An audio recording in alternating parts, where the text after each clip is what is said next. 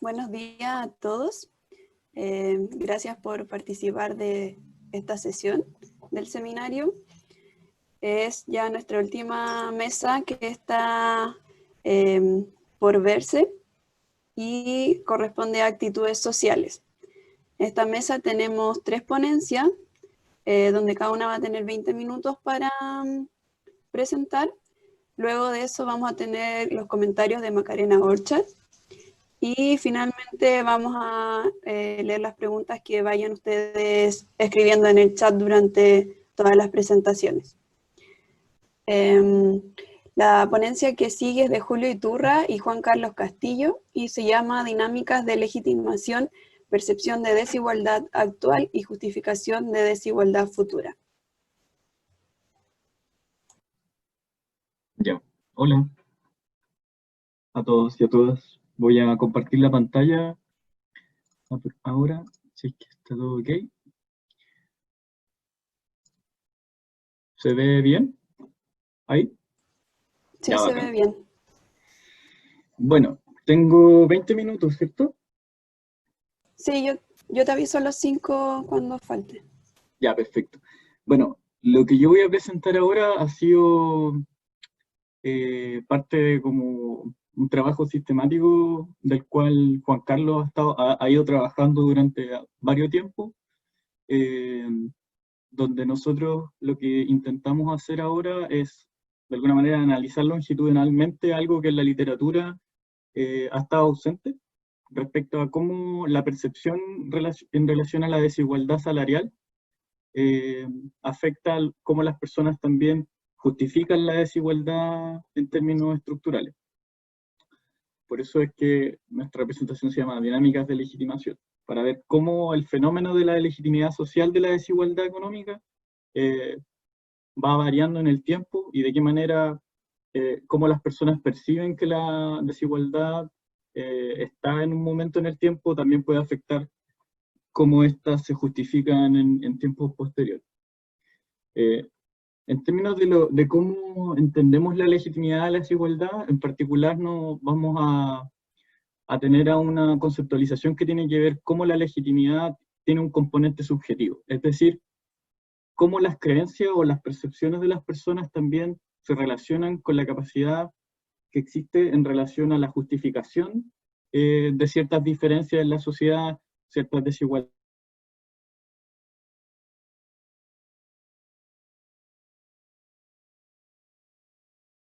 En particular, a nosotros nos interesa ver la desigualdad económica o la desigualdad salarial. En este sentido, es lo que nosotros estamos intentando de alguna manera observar es cómo lo que las personas creen que es se relaciona con cómo debería ser, en particular con el tema de la desigualdad económica entre grupos de distinto estatus. Ahora voy a adentrarme un poco en algunos antecedentes relacionados con la evidencia.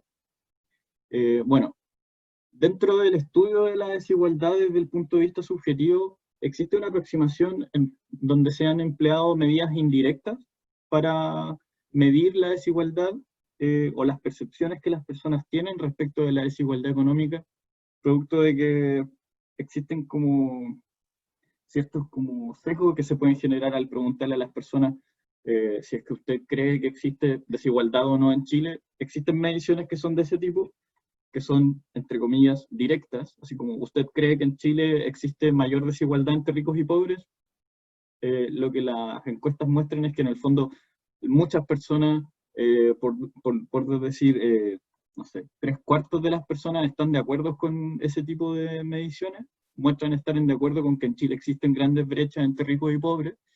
Por otro lado, también está esta aproximación que tiene que ver con las mediciones indirectas, donde a las personas se les preguntan los salarios de distintas ocupaciones. Eso viene también de la tradición más relacionada con la sociología de la estratificación social, entender de que hay grupos de distinto estatus y en sociología las ocupaciones son un componente de estatus muy importante, más allá del nivel de ingresos y del nivel educacional de las personas.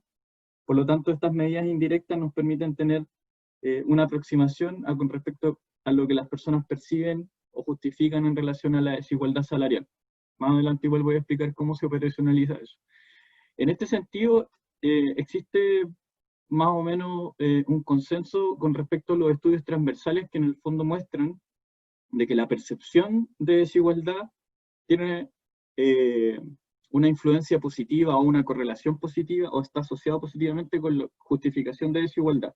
Es decir, que en la medida que las personas, paradójicamente, perciben mayor desigualdad, uno tendría a pensar que tal vez podría haber una menor justificación de desigualdad desde un punto de vista de justicia. Justicia en términos de la distribución de los ingresos. Por otro lado, existe poca evidencia desde el punto de vista más experimental o de diseños que impliquen causalidad de esta relación entre lo que es la brecha percibida o la desigualdad percibida con la justificación de desigualdad en términos salariales. En ese sentido, existe poca evidencia, pero se ha demostrado de que en el fondo la información con respecto a la desigualdad económica tiene un efecto positivo con respecto a la brecha justa, o a la brecha salarial justa, o a la justificación de desigualdad. También en la literatura se habla de la tolerancia a la desigualdad, como que se tolera mayor desigualdad en la medida que las personas perciben mayor desigualdad. En ese sentido, la literatura ha planteado que existen distintos mecanismos que podrían dar explicación al por qué, si yo percibo mayor desigualdad, sigo justificando desigualdad. En ese sentido, está la literatura más relacionada con valores. Por ejemplo, las personas que tienen valores más igualitaristas probablemente tenderían a justificar menor desigualdad. No obstante, esa brecha en la literatura no ha sido abordada completamente. Otros mecanismos que tienen que ver con las normas, es decir, por ejemplo, si yo me vinculo con personas que también piensan como yo en términos de cómo la desigualdad se justifica, por ejemplo, dentro del proyecto donde yo he estado trabajando y algo que trabajé en mi tesis de magíster es cómo la meritocracia también puede afectar la justificación de desigualdad y cómo se relaciona eso también con cómo las personas perciben que funciona la meritocracia en Chile. Evidencia más reciente que tiene que ver con datos, medidas repetidas en el tiempo, que no son panel, pero sí han sido sostenidas en el contexto chileno, muestran que en el fondo existe una persistente asociación positiva entre brecha salarial percibida y justa, pero no se ha mirado con atención si es que esta relación ha ido variando en el tiempo, ¿ya? En ese sentido, lo que nosotros nos interesa responder es de qué manera la percepción de desigualdad actual, o la percepción que tiene la persona en un tiempo determinado, afecta cómo se justifica la desigualdad en un tiempo posterior. Para esto, bueno, planteamos 3 hipótesis de trabajo que son las principales. La primera es que la percepción de desigualdad presente se asocia positivamente con la justificación presente, que es lo que en el fondo se ha demostrado en los estudios cross-seccionales. Un segundo punto, o segunda hipótesis, es que nosotros queríamos explorar si es que efectivamente la percepción de desigualdad en tiempo 1, por ejemplo, se asocia con la justificación en el tiempo 2. Eso tiene que ver con, como ya lo hemos visto, como con un efecto cruzado que hay entre la percepción y la justificación, o sí que la justificación efectivamente también tiene que ver con cómo las personas perciben en un tiempo posterior. Y la última parte, que tiene que ver con cómo la influencia de la desigualdad percibida con la justificación ha variado en el tiempo, ¿ya? Es decir, cómo el tiempo puede moderar la relación que hay entre estas dos variables. Con respecto a los datos, lo bueno es que este seminario es temático, así que no hay que explicar mucho qué es lo que es el Estudio Social Longitudinal de Chile. Estos son los números de las muestras según año, sin considerar la permanencia en el tiempo de los sujetos en las distintas mediciones. Por otro lado está la base longitudinal, donde pudimos ver que efectivamente existían datos para las 2 mediciones, y esto vamos a ocupar en uno de los análisis que usamos, y esto vamos a ocupar en otro de los análisis que también realizamos. ¿cómo vamos a medir la percepción y la justificación de las brechas? ¿O de qué manera se pregunta esto en la encuesta? A las personas, por un lado, le preguntan cuánto cree que gana un gerente de una gran empresa nacional, y por otro lado también le preguntan cuánto cree que gana un obrero no calificado de una fábrica. La justificación de esas ocupaciones viene de la literatura en relación a estratificación social, lo que mencioné anteriormente, que en el fondo la imagen de estos dos tipos de ocupaciones representa cierto consenso a nivel internacional de que representan dos ocupaciones de alto y bajo estatus en general en la sociedad. Por otro lado, otra pregunta que se hace que tiene el mismo fraseo, pero la única diferencia es que le preguntan a las personas cuánto estas ocupaciones deberían ganar. Y eso tiene el componente ya de justificación. O sea, cuánto creo que debería ganar un gerente o cuánto creo que debería ganar un obrero.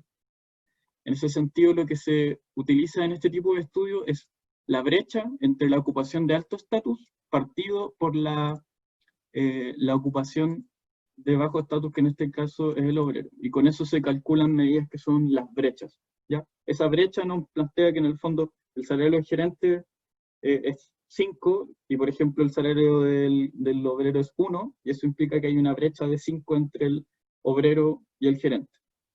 Por eso se habla de las brechas salariales como una medida de desigualdad.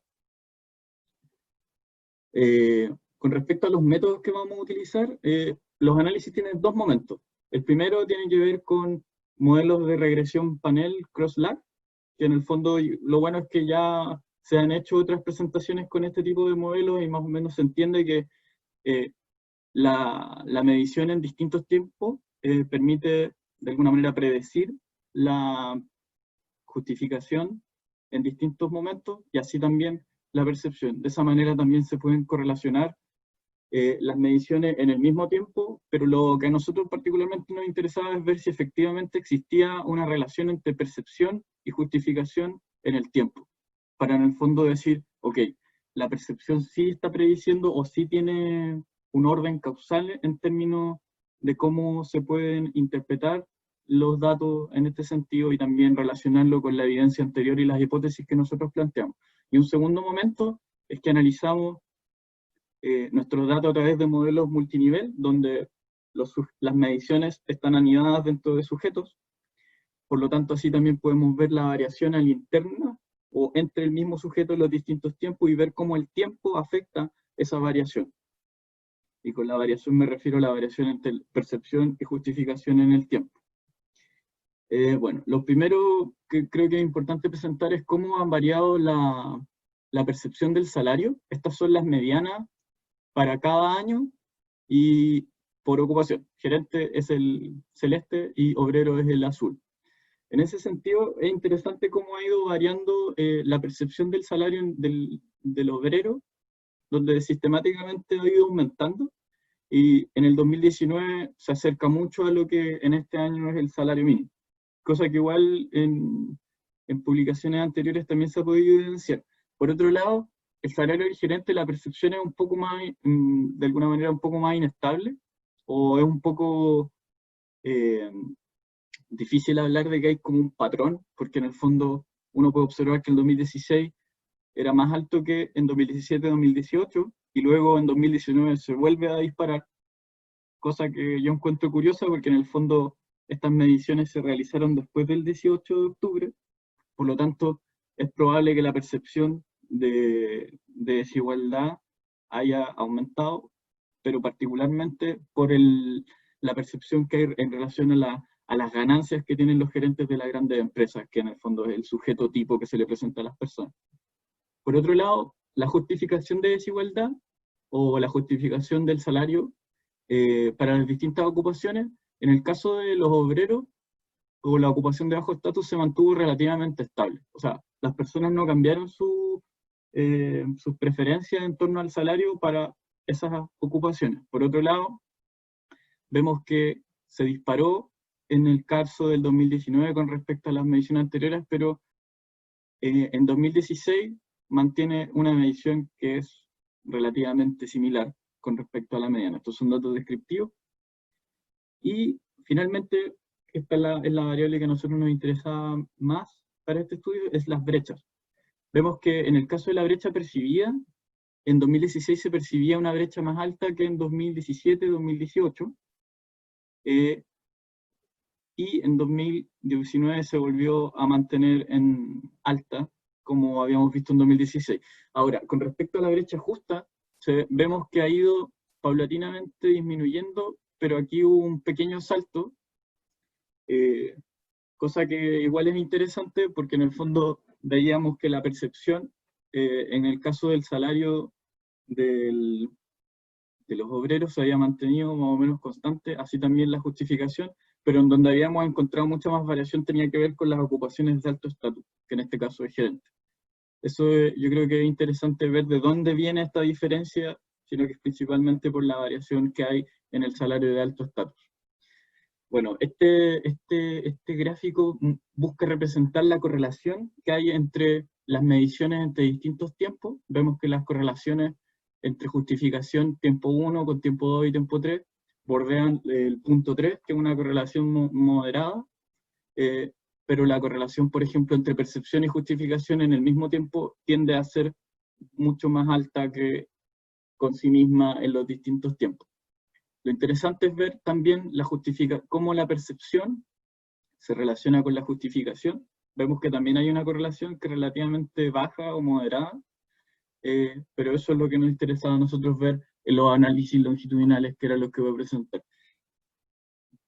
Lamentablemente, teniendo en cuenta la muestra que eran 1.220 casos, vemos que la justificación en el tiempo va avanzando y se mantiene relativamente constante, y así también con la percepción. Vemos que la percepción en el tiempo se va prediciendo a sí misma, por decirlo de alguna manera, pero el único tiempo donde logramos encontrar un efecto cruzado entre olas en la percepción que las personas tenían en el año 2016 sobre la justificación en el tiempo 2.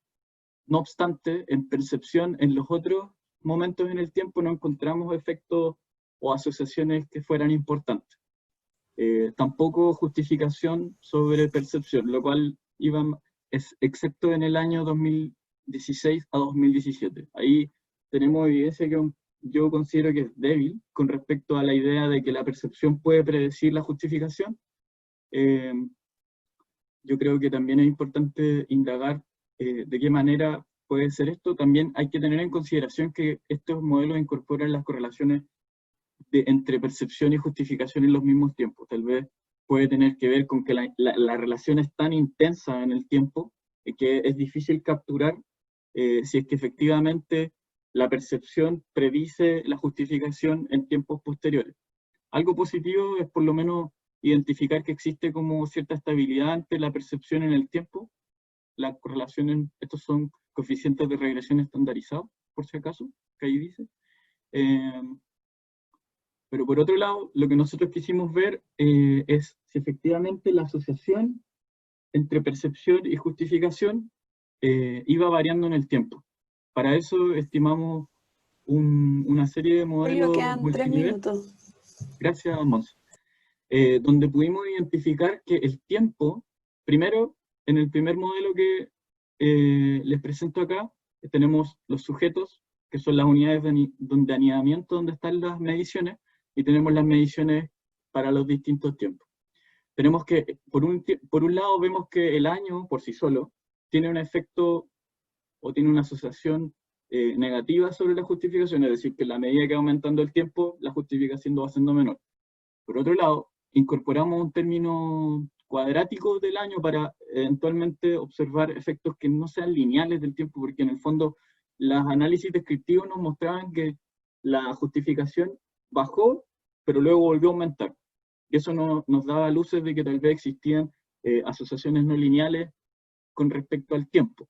Ahora, lo que se ha visto en la literatura en relación a la justificación es que el salario percibido sigue teniendo una asociación fuerte con respecto a la justificación, pero yo creo que uno de los resultados más interesantes que logramos encontrar con este tipo de especificaciones es ver cómo la relación entre salario percibido y salario justo es distinta o es más débil o es más baja, si se quiere decir, en el año 2019. O sea, cuando hablamos de la idea de legitimación, vemos que las diferencias entre lo que es percibido y justo, cuando están más parecidas, estaríamos hablando de que en el fondo lo que las personas prefieren y lo que las personas cómo creen que funciona la sociedad están en consonancia.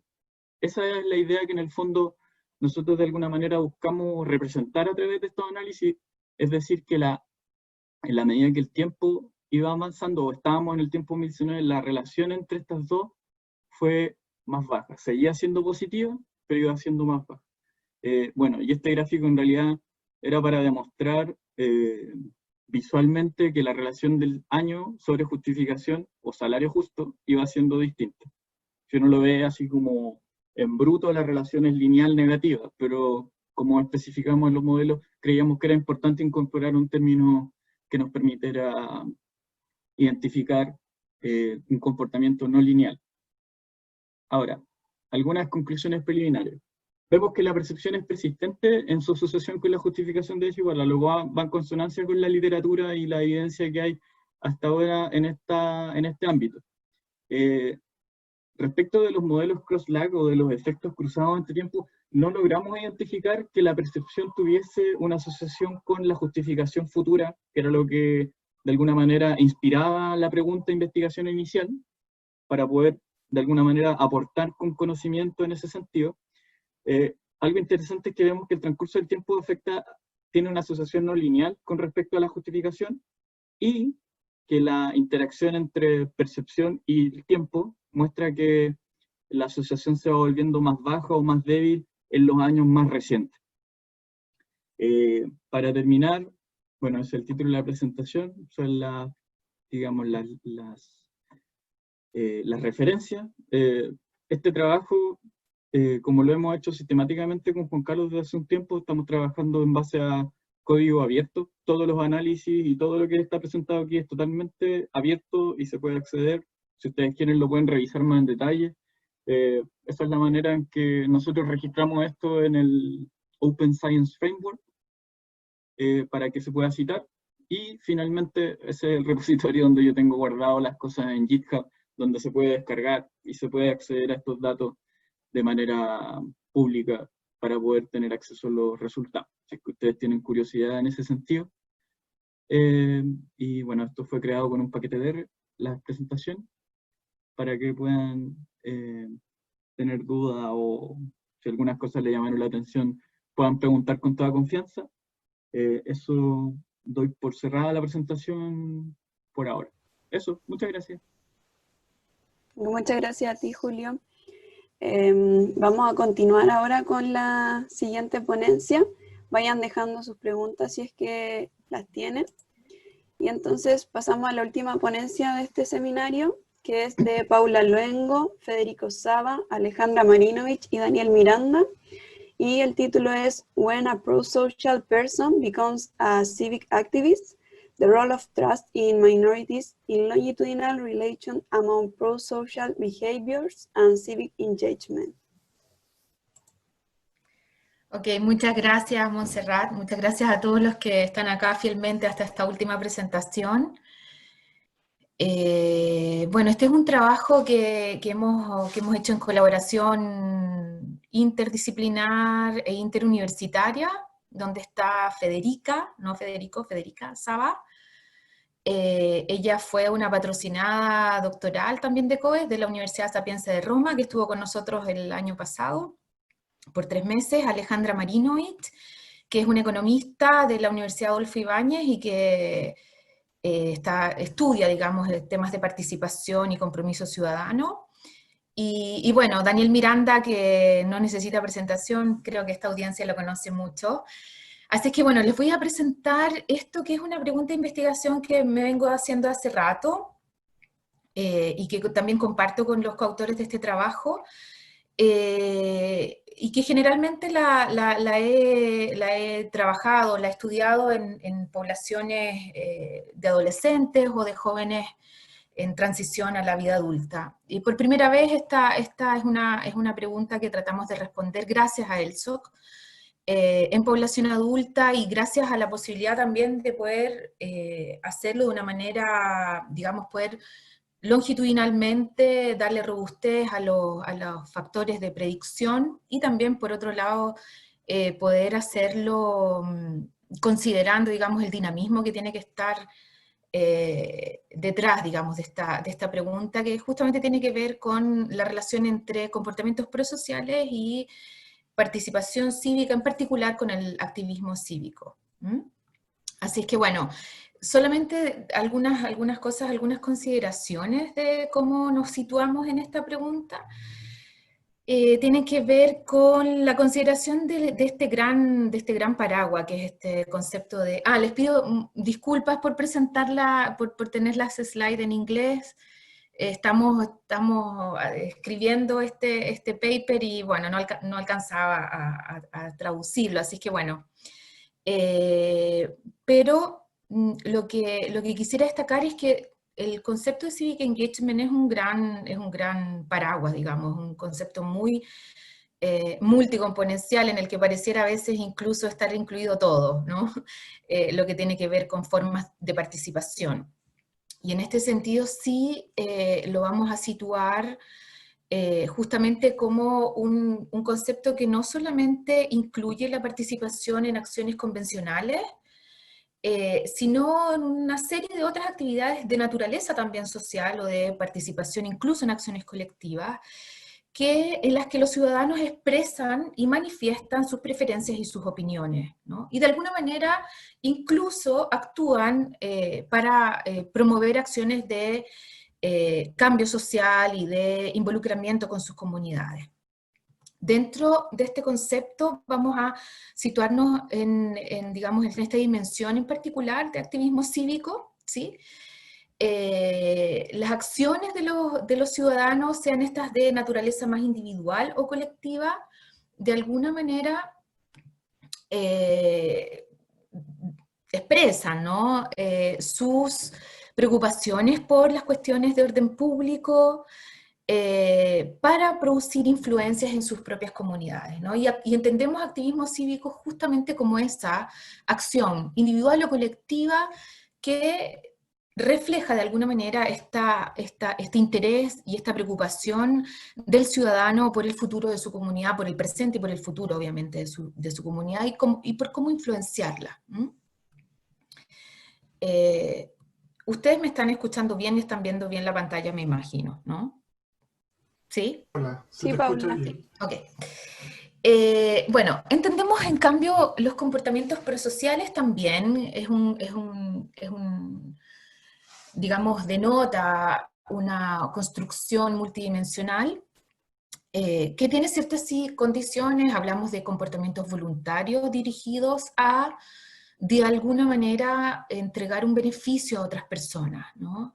Y por lo tanto encuentran una expresión comportamental muy variada, desde comportamientos de ayuda, comportamientos de donación, de cuidado, de cooperación, de solidaridad, etc.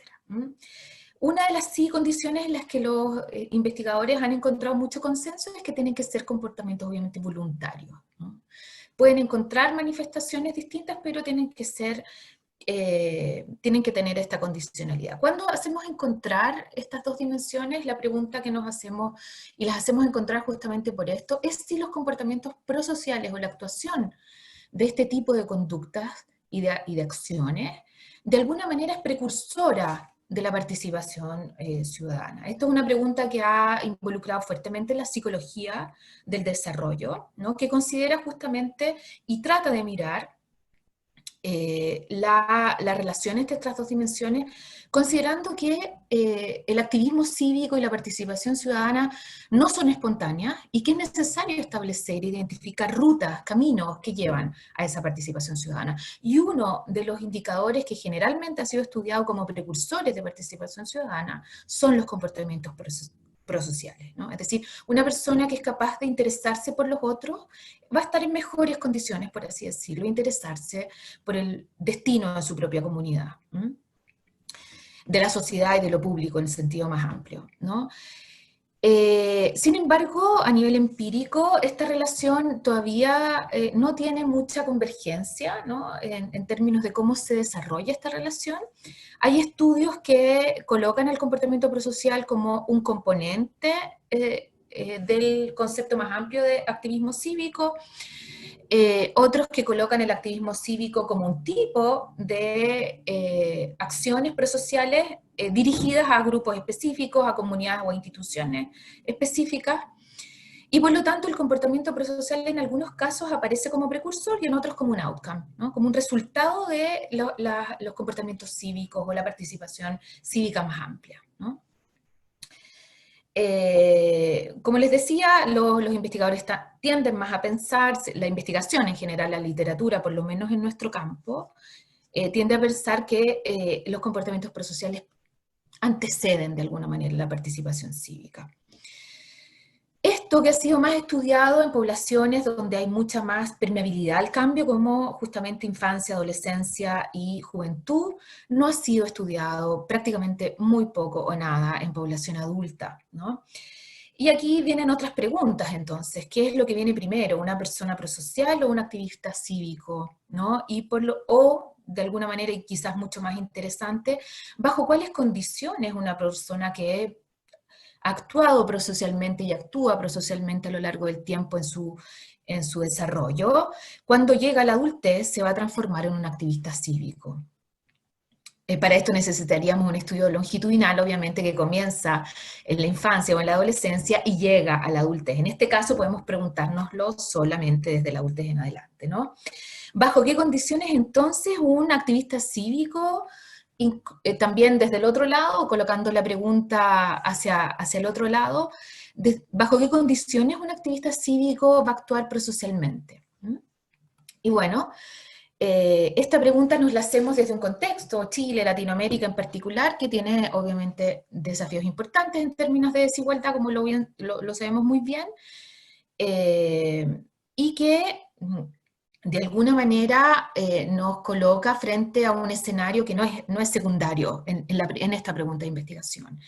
¿Por qué los comportamientos prosociales no necesariamente llevan a la participación cívica en un contexto marcado por la desigualdad? Porque muchas veces pueden perpetuar relaciones de asimetría, pueden perpetuar estatus, el mantenimiento de estatus en los que ayudan siempre ayudan y los que reciben siempre reciben, y por lo tanto pueden no favorecer necesariamente formas de involucramiento, de participación ciudadana que denotan generalmente formas más igualitarias de concebir la sociedad, ¿no? Y sobre todo si nos colocamos desde la perspectiva de hacer propuestas para política pública, es importante preguntarse, ¿no? Si en contextos marcados por la desigualdad, el comportamiento prosocial realmente va a ser precursor de participación ciudadana. Y justamente porque estamos en este contexto hemos ido identificando también a través de otros análisis que hemos hecho, de otros estudios en población adolescente, que en la relación entre prosocialidad y comportamientos prosociales y participación ciudadana pareciera haber una importancia relacionada con las creencias y las actitudes de igualdad y de respeto por la diversidad, ¿no? Pareciera que no es suficiente entonces para no perpetuar las diferencias de estatus y las asimetrías sociales entre los que ayudan y los que reciben, no hacer, digamos, de los comportamientos prosociales comportamientos que hacen perpetuar estas desigualdades. Pareciera que en el medio pudiera encontrarse una justificación en términos de la adhesión de los individuos y de las personas a estas creencias y a estas actitudes relacionadas con el respeto por la diversidad. Pareciera que no es suficiente entonces solamente actuar prosocialmente para ser después un activista cívico o participar activamente en la vida pública, social, política, cívica en sentido más amplio, ¿no? Y en particular, porque nos relacionamos con este concepto muy interesante que está emergiendo desde la literatura anglosajona, que es el concepto de ciudadanía cohesiva, por decirlo así. La traducción no es muy buena, obviamente, pero que justamente lo que hace es relacionar el concepto de participación ciudadana con con una cualificación particular, ¿no? No es aséptica la participación ciudadana de una visión de la sociedad, ¿no? Y por lo tanto lo relaciona con la promoción de cohesión social, en la cual se tendría que integrar el desarrollo individual de cada ciudadano, obviamente, con el desarrollo colectivo basado en el respeto por la diversidad de individuos y de grupos, y por lo tanto introduce el concepto de apertura a la igualdad, es decir, de creencias de igualdad y de apertura a la diversidad. La sociedad chilena, como lo sabemos, bueno, y acá encuentro un link especial con el estudio que presentó Matías al inicio. Justamente es una sociedad que es conocida porque tiene tiene bajos niveles, obviamente, de muchas características que la asocian a una sociedad en la que la confianza en las instituciones políticas, en las instituciones públicas es muy baja. Y también pareciera que, justamente, bueno, lo que nos mostraba Matías, sí hay una confianza, digamos, en las personas más desconocidas, un poco más alta, ¿no? Comparado con Latinoamérica, Chile tiene bajos niveles de confianza social. Si nos abrimos a esta dimensión de poder comprender entonces la relación entre comportamientos prosociales y participación y activismo cívico, nos vamos a centrar en este momento entonces en el rol que puede tener esta confianza y esta apertura a la diversidad a través de estas dinámicas de confianza intergrupal, que justamente están a la base de la confianza social y en particular dentro de la confianza intergrupal, por las evidencias que también están relacionadas como un proxy, digamos, de creencias de igualdad y de apertura a la diversidad, nos vamos a centrar en particular en esta confianza que tiene que ver con la consideración de los grupos que representan minorías, ¿no? Que de alguna manera nos acercan a una dimensión de apertura, de igualdad, de apertura a la diversidad. Porque justamente la literatura señala, ¿no?, que la confianza intergrupal, especialmente hacia grupos que se representan como grupos diferentes de nosotros mismos, de nuestros propios grupos de pertenencia en términos de identidad social, pareciera estar más relacionadas con más respeto, mejores relaciones, con mejores visiones de la vida social y con un espíritu cooperativo en sentido más amplio. En particular, gracias digamos, también a la literatura, nos vamos a centrar y a la disposición, digamos, de los datos de ELSOC, nos vamos a centrar en la confianza y la actitud positiva y la confianza en los grupos minoritarios en términos de inmigrantes, de grupos étnicos y de minorías de género.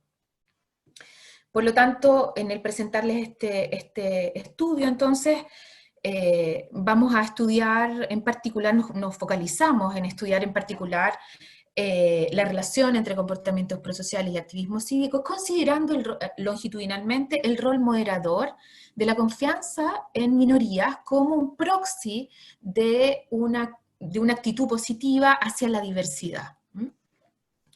No lo presento obviamente, solo señalarles que acá, bueno, el primer estudio que hicimos, lo hicimos solo considerando la ola 1 y 2, y ahora le agregamos la ola 3, pero son las 3 olas anteriores al 2019, ¿ya? Así que esto sería también muy interesante revisarlo y verlo a la luz del estallido social del pasado octubre.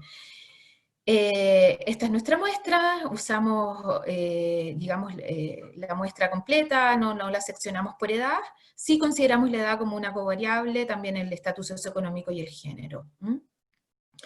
Me centro 2 palabras me queda poco tiempo, entonces no quiero, pero sí quiero decir al menos 2 palabras sobre cuáles fueron, sobre todo porque estamos en este espacio que nos interesa también ver las mediciones y las escalas, los ítems relacionados con ELSOC. Usamos como activismo cívico 4 ítems. Construimos variables latentes, nuestro modelo es un modelo también cross-lab, que acá ha sido el modelo bastante ya presentado.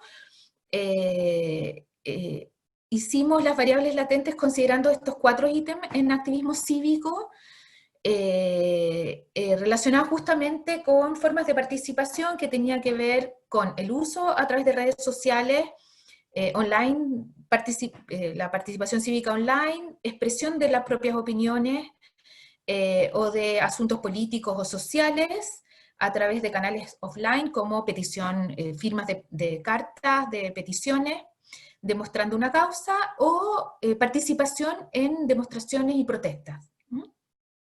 Bueno, hay una buena confiabilidad de los 3 tiempos, etc. El comportamiento prosocial, en cambio, usamos 3 ítems solamente, que son los que nos parecieron más representativos con las dimensiones así llamadas generativas del comportamiento prosocial, que son comportamientos de cuidado, como hablar con una persona que estaba en problemas o deprimida, de ayuda, como ayudar a alguien a encontrar un trabajo, y de donación de dinero hacia trabajos sociales o de caridad.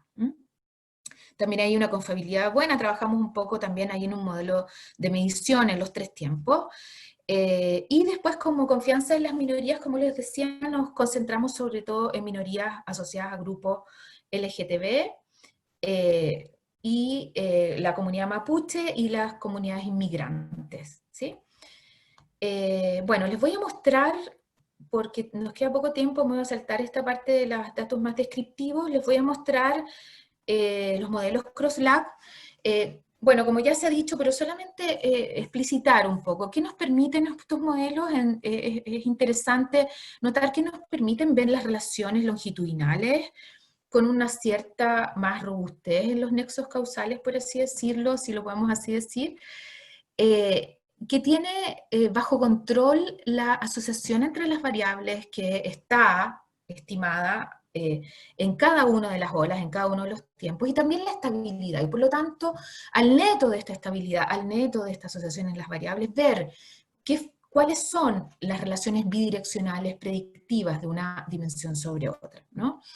En este caso acá, sin incluir ninguna covariable, sin incluir el rol moderador de la confianza en las minorías, nosotros ¿qué encontramos? Como un patrón, solamente para comentarlo, encontramos que no se sustenta la hipótesis que teníamos del valor predictivo de los comportamientos prosociales sobre la participación, o el activismo cívico, a lo largo del tiempo, en esta población adulta y en esta población en particular en el caso chileno, ¿no? Considerando que, y esto es interesante también porque, bueno, este es un modelo de ecuaciones estructurales que tiene dentro de sí un modelo de medición, ¿no? Porque están las variables latentes, así es que hay buenas condiciones para decir que hay una cierta robustez también en la medición de estas variables, más allá de los ítems que hemos podido considerar. Pero sí se ve que hay una dimensión de predicción baja, obviamente es un efecto bajo, pero es significativo a lo largo del tiempo, de la participación cívica que predice el comportamiento prosocial a lo largo del tiempo. ¿Qué ocurre? Y acá es desde donde tenemos que leer los datos, porque obviamente la dimensión moderadora nos manda, digamos, en términos de los efectos principales. Quiero poner la atención sobre todo en esta interacción entre confianza en las minorías y la interacción que es significativa y que nos permite leer justamente ese patrón que se ve negativo, que emerge como patrón negativo a lo largo del tiempo, emerge la significatividad del comportamiento prosocial en el predecir la participación cívica. Y cuando nosotros analizamos las simple slopes, ¿qué nos dice esto de alguna manera? Está arrojando evidencia acerca de cuando tenemos en el fondo bajos niveles entonces de confianza en los grupos que representan minorías, los comportamientos prosociales están negativamente relacionados y predicen negativamente la participación cívica o el activismo cívico a lo largo del tiempo. Pero cuando se me está acabando el tiempo, tenemos altos niveles de confianza en los grupos que representan minorías, estos comportamientos prosociales predicen positivamente el activismo cívico a lo largo del tiempo. Esto es súper interesante a nuestro entender. Por lo tanto, estos resultados de alguna manera arrojan ciertas luces sobre bastantes puntos, aunque tienen también bastantes limitaciones. obviamente. Uno de ellos es que en el modelo sin solamente un comentario, digamos, el modelo sin el factor moderador, sin la variable moderadora, es interesante de todas maneras ver y observar, al menos a nivel general. Pareciera, hay autores también que lo dicen, Yunis, Yates en particular, que sin oportunidades de participación el comportamiento prosocial tiende a no permanecer estable o a disminuir a lo largo del tiempo, desde una perspectiva dinámica. Y esto lo vemos en nuestros datos y en población adulta. En el modelo en el que podemos ver el rol de la moderación de la confianza en las minorías, es interesante ver que para que una persona prosocial de alguna manera se transforme en un activista cívico interesado no solamente por ayudar, sino también por involucrarse activamente en su comunidad, debiese haber una actitud de apertura hacia la diversidad, ¿no? Eso se da en condiciones bajo las cuales hay una apertura, una apertura, digamos, hacia creencias de alguna manera, un proxy de creencias de igualdad y de aceptación de la diversidad. Así es que bueno, me quedo un poco con esto, hay distintas otras discusiones que se pueden hacer, limitaciones obviamente del estudio, asociadas obviamente a la limitación también en los ítems que teníamos, obviamente seguramente hay otras formas de medir mejor, quizás sea el activismo cívico, que sobre todo quizás el comportamiento prosocial, ahí tendríamos que discutir un poco, pero bueno, estos son los resultados que quería compartir con ustedes y esperando que nos puedan también dar un feedback porque estamos queriendo publicarlo, este estudio. Muchas gracias.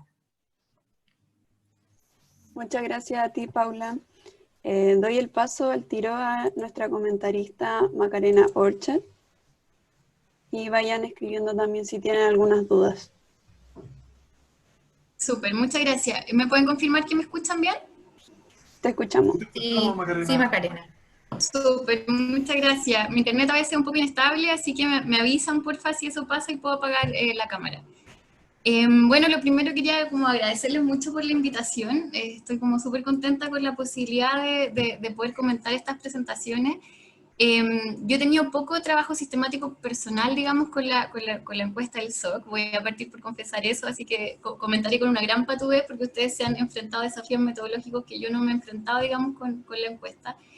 Pero algo que me pareció sumamente atractivo y es algo en lo que tenía muchas ganas de enfocarme, tiene que ver con el lujo de las tesis sustantivas, diría yo, que están como presentando estas tres presentaciones. O sea, creo que es muy interesante usar este debate que tenemos ahora como para reflexionar sobre la potencia analítica, digamos, de los datos panel y de esta encuesta en particular para pensar Chile, digamos, desde la perspectiva de la evolución de las actitudes sociales. O sea, creo que las tres presentaciones plantean tesis sustantivas muy interesantes. Entonces tenía como muchas ganas de invitar a una discusión en torno a esas tesis, además de obviamente que vamos a ver temas más técnicos, pero creo que sustantivamente hay mucho material que me parece muy, muy atractivo, ¿ya?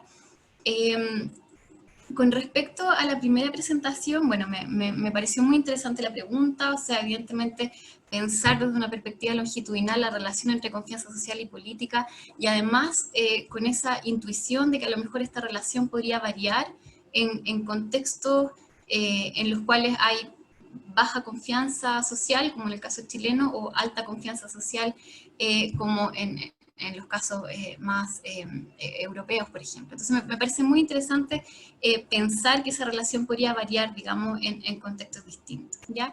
Y en ese contexto entiendo, por lo que veo en la presentación, que una de las claves de discusión es sin duda tratar de pensar juntos por qué pasa esto, o sea, por qué efectivamente la confianza social podría tener efectos sobre la confianza política y no de modo inverso, que lo que explica muy bien Matías, que en el fondo lo que se observa consistentemente es que la confianza social tiende a tener un mayor efecto, ¿cierto?, sobre la confianza política que a la inversa, lo que de alguna manera contradice, ¿cierto?, los resultados que se observa en investigaciones en contextos más nórdicos. Entonces es muy interesante pensar, digamos, desde esa perspectiva también como la especificidad chilena, la especificidad latinoamericana, ¿qué estaría pasando que en este contexto efectivamente la confianza social tendría, digamos, un impacto más claro sobre la confianza política, ¿ya? Y tratando como de buscar explicaciones, tenía una pregunta.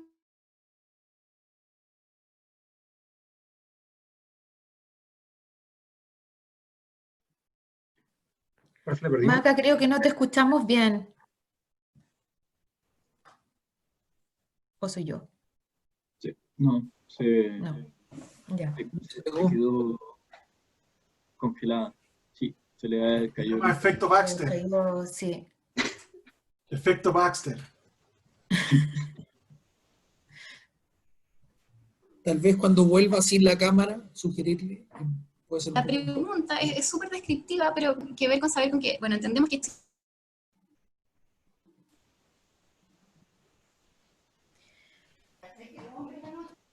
¿Aló? Perdón. Macarena, Ahora se te escucha bien. perdimos. Perdón. Voy a apagar mi cámara, ya, es más fome, pero Sí, es sí. mejor. Es mejor. Bueno, asumo que alcanzaron a escuchar parte de lo que dije. Bueno, lo que me estaba preguntando simplemente a nivel muy descriptivo era, me preguntaba entonces si sería interesante saber también si la varianza, decía yo, de la medida de confianza social en el caso chileno también es más alta que en el contexto más nórdico, pensando en que eso también pudiera explicar que esta variable fuera más explicativa, digamos, de confianza política en el contexto chileno. Esa era una primera pregunta muy descriptiva que me estaba haciendo porque pienso que a nivel contextual puede ser interesante. Ahora, a nivel de tesis sustantiva, lo que quería comentar es que me resonó mucho el resultado con los trabajos teóricos y también empíricos que ha hecho Katia Araujo para el contexto chileno y el contexto latinoamericano. Ella se hace una pregunta distinta. Estoy pensando sobre todo en la tesis que ella levanta en torno a temas de desigualdad, estoy pensando sobre todo en su tesis en torno a desigualdad interaccional. Pero dejando de lado el objeto, digamos que es desigualdad y no confianza, ella siempre ha planteado sistemáticamente la tesis de que en el contexto latinoamericano y chileno en particular, el peso de la dimensión interaccional es mucho más relevante que el peso de la dimensión institucional, por decirlo así, en las experiencias de los sujetos, ¿no? Y en el caso de la desigualdad, eso explicaría por qué la desigualdad interaccional es como más relevante para la experiencia del malestar en la desigualdad de los chilenos que a lo mejor una perspectiva más institucional, ¿no? Entonces, me estaba preguntando si algo de eso no hay acá también, ¿no? Es decir, el hecho de que la confianza social sea más explicativa, ¿cierto?, de la confianza política en el contexto chileno que en otros contextos, tiene que ver precisamente con que en el caso latinoamericano, en el caso chileno, donde la sociabilidad tiene un peso tan relevante, que es un poco la tesis de Katia Araujo, ¿no? Efectivamente explica que los sujetos se sitúen desde ahí, ¿cierto?, en términos de la relevancia, ¿cierto?, o en términos de cómo establecen, ¿cierto?, su experiencia de confianza y cómo la proyectan, ¿cierto?, hacia la confianza en las instituciones, ¿ya? Entonces, pienso que hay una posibilidad, digo acá, de reflexión entonces en torno a...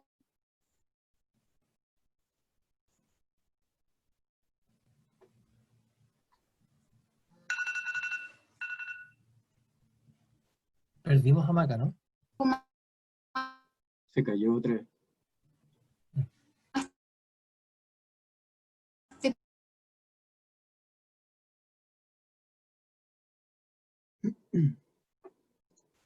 Maca, no te escuchamos, parece. los contextos. Se me fue el tiempo. ¿Cómo? Que te Sigo perdimos acá. por un ratito. Macarena, ¿nos escucha? Ahí. Maca, creo que está silenciada. Ay. Ahí sí, hoy lo siento, que fome esto del internet. Pero bueno. Estamos con el día de los problemas de internet. El día del internet, perdón. Y eso que me salí de BTR y puse mi celular, que es mejor, pero bueno, me está fallando igual. Bueno, pero espero que se haya entendido el comentario, Matías. Ahí lo podemos conversar. Pero me parecía Muchas que era gracias. como interesante agarrar la discusión por ese lado. Creo que hay una interpretación sustantiva que se puede hacer. Eso es básicamente lo que quería hacer, ¿no? El punto que quería hacer. Bueno, también podríamos hablar sobre las mediciones, efectivamente, como usted mismo decía, no, o sea, el alfa de la escala de confianza social también es más bajo, entonces uno también se podría preguntar si eso también está impactando el resultado, ¿no? Pero independientemente de eso, creo que es interesante porque yo creo que puede haber, como digo, una explicación más sustantiva en torno a eso, ¿no?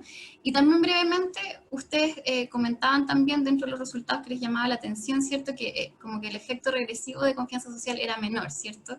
En ese sentido, es interesante pensar por qué, ¿cierto? La confianza social sería como poco predictiva, ¿cierto? La confianza social presente sería poco predictiva de la confianza social futura, ¿no? Que era un poco lo que ustedes estaban mencionando.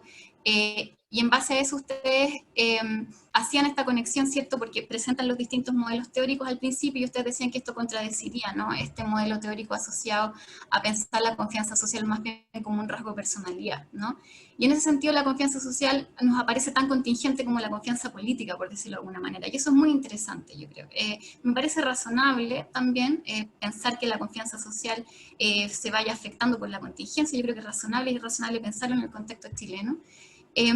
Pero es muy interesante también para pensarlo desde un punto de vista también de política pública, incluso para pensar en, no sé, decisores públicos que están pensando cómo aumentar, por ejemplo, disminuir las confianzas políticas. Es interesante pensar que si la confianza social es contingente también se vuelve más manipulable, por decirlo así, desde una perspectiva de intervención. Entonces creo que hay una potencia ahí en términos de los resultados que me parece como muy, muy interesante para discutir. Ya, voy a dejar hasta ahí por tiempo, pero esos son algunos comentarios que me parecen interesantes. Con respecto a la presentación de Julio y Juan Carlos, me pareció muy, muy atractivo pensar la relación entre percepción, bueno, de desigualdad y justificación de la desigualdad desde una perspectiva longitudinal, sobre todo considerando que la última ola de la ELSOC estaría, digamos, agarrando el fenómeno estallido social. O sea, eso me pareció, pero muy, muy atractivo. En ese sentido, un primer comentario muy descriptivo y luego ya ir como a las tesis más fundamentales. Me pareció interesante que ustedes mismos en los antecedentes contaban que la literatura viene mostrando como una disminución, ¿cierto?, de las brechas percibidas y las brechas justas, ¿cierto?, en el contexto chileno, al menos en datos no panel, ¿cierto?, que algo que Julio puntualizó súper bien en su presentación, ¿ya?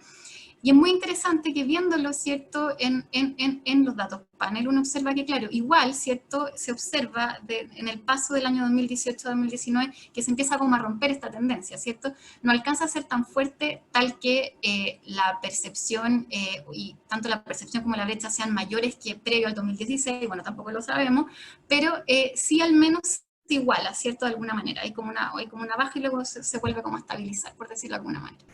Entonces, lo primero que me pasa es que, bueno, esto es medio trillado, pero todos estamos hablando de que el estallido social fue un experimento social, entonces es súper, súper interesante ver el efecto o ver como las consecuencias de ese experimento en los datos, digamos, y ver que a lo mejor se está rompiendo una cierta tendencia y me pregunto evidentemente qué va a pasar en la próxima ola. O sea, creo que una gran pregunta es qué va a pasar, es decir, si podría llegar a pasar que a lo mejor empiece ahora sí quizá un aumento progresivo y no una disminución en torno a la percepción, ¿cierto?, de las brechas, y eventualmente una disminución de la brecha justa, que es como la pregunta, ¿cierto?, que está como en el tintero. En ese sentido, claro, a mí me llama mucho la atención la persistencia de esta relación, ya yendo más al fondo de la presentación, la persistencia de la relación de la relación positiva, quiero decir, entre brecha percibida y brecha justa. Ese es un resultado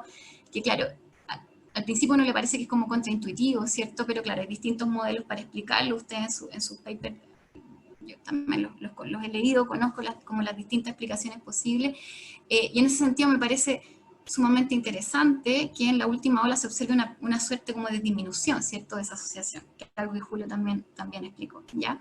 Y mi principal comentario, y en realidad es una duda y es un comentario, es pensar en cómo se podría explicar la disminución de esa asociación y pensar si la disminución de esa asociación podría llegar a estar moderada por nivel socioeconómico. Y eso es algo, o por el ingreso del sujeto, y eso es algo que quería como reflexionar un poco, invitarlo a reflexionar ahora en conjunto. ¿A qué me refiero? Yo entendería, si entiendo bien la literatura y las hipótesis que ustedes están planteando, yo entendería que la disminución de esta asociación se podría explicar porque evidentemente el estallido social es un contexto de sobreexposición, ¿cierto? Podríamos decir de información en torno a los niveles de desigualdad, si se quiere, de la sociedad chilena, y también una sobreexposición a debates normativos sobre desigualdad. Entonces uno podría explicar desde ahí, ¿cierto?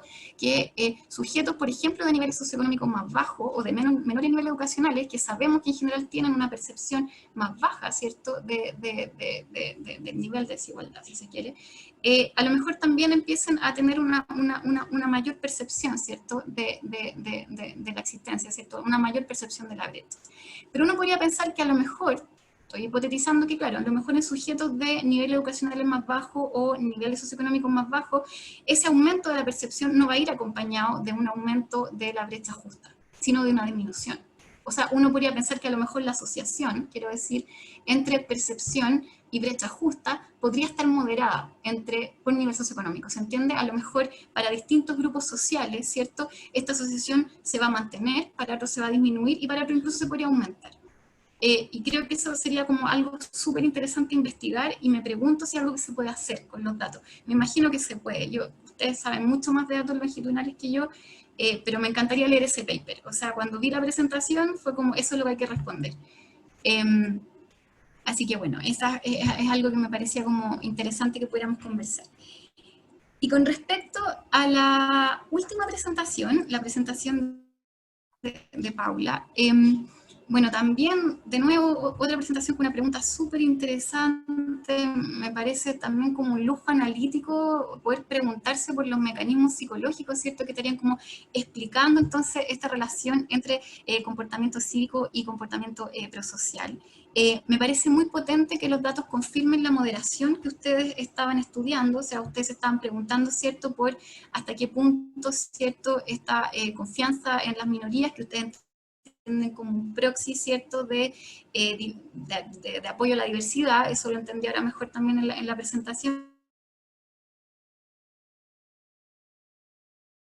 ¿Qué punto modera esta relación? ¿Cierto? Y ustedes confirman esa moderación. El principal comentario y la invitación que quería hacer a la discusión tiene que ver precisamente con la interpretación de esa variable, con la interpretación, voy a volver a apagar la cámara porque se vuelve a caer el internet, con la interpretación de esta variable, que es la variable confianza en las minorías.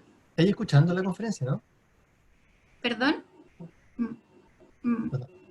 Matías, Perdón. no te preocupes, no pasa nada. Ya, entonces, mi principal comentario entonces tiene que ver con la interpretación de esta variable, que es la variable entonces confianza entre minorías.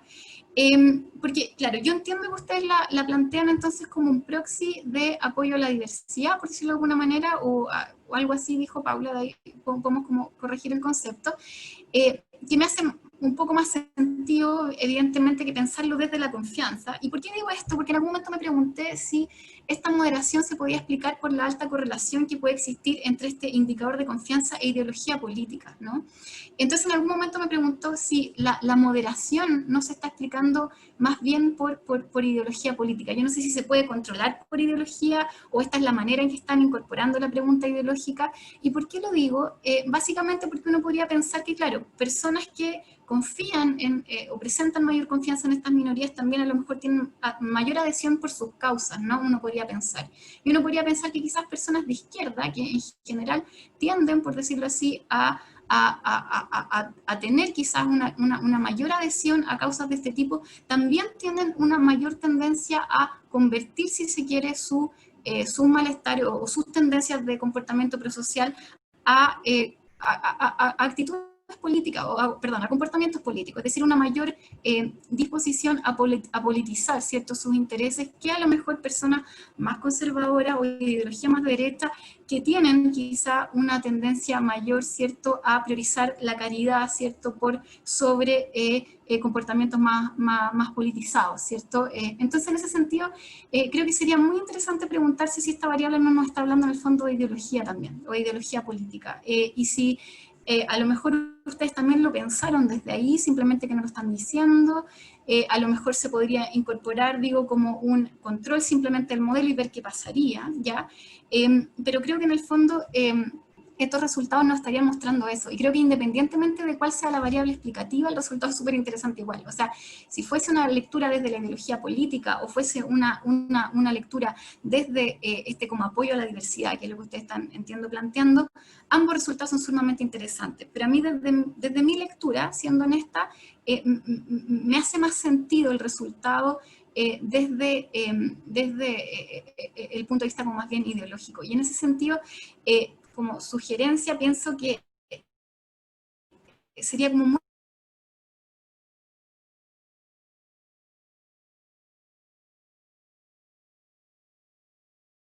muy interesante en lo que están escribiendo ahora, trabajar muy bien, que fundar el vínculo teórico de esta moderación es más débil, es mi impresión. Entonces me parece que la noción de proxy es súper importante, y claro, me quedó más clara ahora al escuchar a Paula que cuando leí el PowerPoint hace unos días atrás. Esa noción de proxy no la entendí, entonces yo pensé que ustedes fundaban el vínculo teórico muy desde la confianza intragrupal, y eso me parecía menos claro. Bueno, eso, espero que estos comentarios sirvan para estimular la conversación. Yo realmente quedé fascinada con las 3 presentaciones, así que muchas gracias por la invitación, y ahora tengo muchas ganas de hacer análisis longitudinales, estoy con muchas ganas, así que por ahí les estaré pidiendo apoyo, espero, en armar proyectos de ese tipo. Eso, así que quedo atenta entonces a las reflexiones, comentarios, preguntas. Eso, gracias. De los comentarios más sustantivos a la presentación, son varios comentarios, pero me quedo en el fondo con el interés principal que manifestaste al final sobre el tema de la moderación de estos efectos por estatus. De todas maneras, o sea, como que avanza hacia allá el artículo, lo vamos a incluir. Se presta más, sobre todo el segundo modelo, la segunda especificación que hicimos para incluir efectos de moderación. Yo creo más fácil que en un cross-lag, así que vamos a avanzar por ahí. Esto es súper inicial, bueno, el trabajo además como es principalmente de julio, ha estado avanzando en esto, pero yo creo que es un buen aliciente a los resultados y también los comentarios que hemos tenido hasta ahora, así que muchas gracias. Pero colgándome de eso, y ya que hablé del tema de los modelos, también llevar también la discusión, más allá del tema sustantivo, que me parece súper interesante, así como y más tradicional de conferencia, ver el tema de la diversidad metodológica. No sé si se escucha, porque creo que veo pegada la imagen de Matías, así que no sé si está pegado Matías o yo. ¿Tú te escuchas bien, Carlos? Se escucha bien. Yo escucho entrecortado, no sé si soy yo o los demás. Asumo que soy yo. Yo creo que, o sea, una de las cosas también que hubo en esta mesa fue una tremenda diversidad de métodos, digamos, como bueno, Matías presentó como 3 aproximaciones distintas, está el tema del cross-lag, nosotros hicimos cross-lag y efecto aleatorio, digamos, con multinivel. Y yo creo que eso igual, o sea, y además, sumado a los comentarios que hacía Roberto por el chat, el tema de fijar los paths, por ejemplo, yo creo que claramente vemos diferentes aproximaciones metodológicas a lo longitudinal, que uno se esperaría que surgieran en un seminario como este, y que es una de las tremendas riquezas, yo creo, que tiene el SOC. Y yo creo que ahí, o sea, como aquí, ahí me surgieron algunas preguntas, por ejemplo, respecto del tema famoso como de fijar los paths, que estaban fijados los 2 papers iniciales, el de esta mesa no estaban fijados los paths, digamos, y en qué medida si uno fija eso, el autorregresivo y los cruzados, eso tal vez se va acercando mucho más a un modelo de regresión más tradicional, ¿no? Porque finalmente no tiene como diferentes slopes, sino que si está fijado es como uno solo, es parecido a lo que se llamaría, ¿no? Como un T-1, un efecto de ese tipo. Yo creo que como que uno puede manejar estos modelos que a veces se ven muy distintos y se pueden hacer como similares a otros, responder distintas preguntas. Yo creo que en el caso, vuelvo a lo de la MACA, en el caso nuestro se presta mucho más a temas de moderación, especificando en temas como un modelo de regresión más tradicional, sea multinivel o sea con efectos fijos. Hay también diferencias disciplinares, yo creo que eso también tiene mucho que ver, la revista cual uno va a mandar el artículo privilegia un método a veces por sobre otro. Pero yo creo que nos falta un poco más de discusión de estas diferentes aproximaciones metodológicas dentro de la batería más tradicional que tenemos para abordar el longitudinal, que sí, que está los cross-lag, están los modelos estos más como efectos fijos, panel, está crecimiento latente, que yo al menos se vio poco, y multinivel, que es muy parecido también al crecimiento latente. Y creo que ahí, o sea, pensando ya más así como COES y y el SOC, como ver cómo eso se puede enfocar en temas más de formación. Yo creo que hay una debilidad, yo veo una debilidad a nivel nacional de formación en temas longitudinales. Yo no veo a nadie así como, o ningún programa que esté abordando esto así como de una forma más sistemática, de posgrado en ciencias sociales, y también de orientaciones, yo creo, sobre todo a toda la gente que sigue el SOC, sea gente que está trabajando en posgrado en sus tesis, gente de pregrado también, tal vez dar un poquito más de orientaciones, porque a veces enfrentarse como a esto, y uno hace CrossLac y el otro hace esto. Uno dice, bueno, ¿por qué? ¿Cuál es la diferencia? ¿Cuál es la pregunta, digamos, que uno quiere responder? ¿Qué información distinta arroja un método por sobre otro? En fin, yo creo que esa discusión, creo que me parece interesante también incorporarla en el marco como de este tipo de seminario. Eso.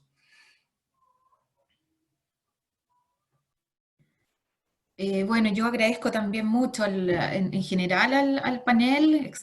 Creo que había muchas cosas que están haciendo desde los otros estudios que también son súper inspiradoras por lo que estamos haciendo en distintos niveles, así es que de verdad muy buenas discusiones y muchas gracias Macarena por tus comentarios. En particular, mira, la verdad es que el tema de la ideología no fue algo que pensáramos desde el inicio. En realidad surgió, o sea, y me dio mucho gusto que lo mencionara y me sorprendió un poco también, porque cuando nosotros habíamos presentado este estudio, habíamos hecho primero un estudio con las primeras 2 olas de ELSO, que todavía no estaba a disposición la tercera ola, lo habíamos presentado y uno de los comentarios que nos hicieron fue sobre ideología, y ahí nos pareció súper relevante. Así es que definitivamente creo que lo vamos a tener que considerar, que estudiar, no sé si como otra dimensión moderadora o como, no sé, vamos a tener que estudiar, pero seguramente hay algo de eso en cómo estamos concibiendo esta variable como marcadora, digamos, en principio la concebíamos como marcadora de confianza en las minorías, como la concebíamos como confianza en las minorías, y ahora la estamos concibiendo cada vez más como marcadora de una apertura, ¿no? Ahora, seguramente para considerar la marcadora de una apertura a la diversidad, tendríamos que verla en su relación con otras dimensiones valoriales, de creencias, etc. Así que bueno, tenemos todavía un trabajo por hacer antes de avanzar con esta publicación, pero seguramente, bueno, nosotros lo que nos pasó, y eso también para compartirlo, o sea, lo que nos pasó es que primero nos pusimos un objetivo de ver las relaciones bidireccionales entre comportamientos prosociales y activismo cívico, no encontrando el efecto, digamos, directo de comportamientos prosociales hacia activismo, nos empezamos a preguntar si no habían condiciones que explicaran mejor esa relación, y desde ahí nos fuimos a algunas de las variables que son estudiadas sobre todo en población adolescente y juvenil, y por eso llegamos al tema de la diversidad, que es algo que yo estaba un poco estudiando también desde el último Fondesit más de lleno en ese tema. Así que bueno, y vi que había también otra pregunta, otra sugerencia, otro aporte de Damián. No hemos estudiado la dimensión territorial y creo que sería súper interesante hacerlo, así que te agradezco mucho porque creo que eso también quizás le puede dar un valor agregado en términos de contextualización. El problema que tenemos es que con ELSO obtenemos la representatividad creo que son 3 las ciudades más grandes: Santiago, Concepción, Talcahuano y Viña, Valparaíso. Me parece que en Araucanía estamos poco representados, pero bueno, eso después lo voy a ver con el equipo del SOC a ver qué nos sugieren.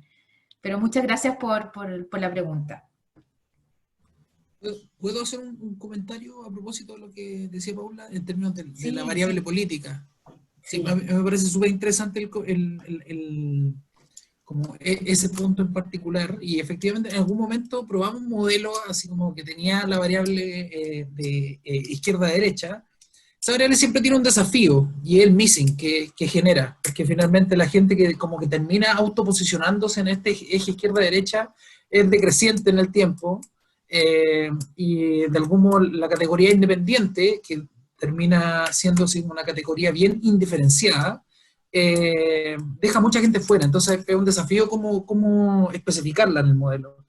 Y ahí claramente hay como un desafío en términos de cuál es la manera de hacerlo. eventualmente podría uno buscar una alternativa, tal vez como estas mediciones de autoritarismo que algunos están vinculadas con el eje izquierda-derecha, o el autoposicionamiento político. Podría ser un proxy alternativo para evitar este problema del missing, que es brutal en el caso del eje izquierda-derecha. Y de algo nos deja con muy pocos casos. Ese era como mi comentario. Bueno, yo me engancho solo de ese último comentario para decir que creo que uno de los desafíos también para ELSO, que se lo comentaba Roberto, es ahora tener quizás una formación, podría ser interesante, porque sobre todo se van a venir las próximas olas con más attrition, con más datos faltantes. Yo creo que sería súper bueno tener una formación también en el contexto de COES sobre tratamiento de datos missing, porque hay diferencias sustanciales en cuando se estiman, cuando son completamente aleatorios, cuando son medianamente aleatorios, etcétera. Así es que yo creo que eso también puede ser un súper buen aporte que podemos dar como COES. Muchas gracias, Paula. No sé si hay alguien en línea. Matías, ¿quieres decir algo? Sí, pero no sé si me estoy saltando o hay alguien, no estoy viendo las manos. ¿No había nadie? No, dale. También un poco en sintonía con los comentarios que hizo Juan Carlos, con los comentarios metodológicos insidiosos que hace Luis Maldonado en el chat.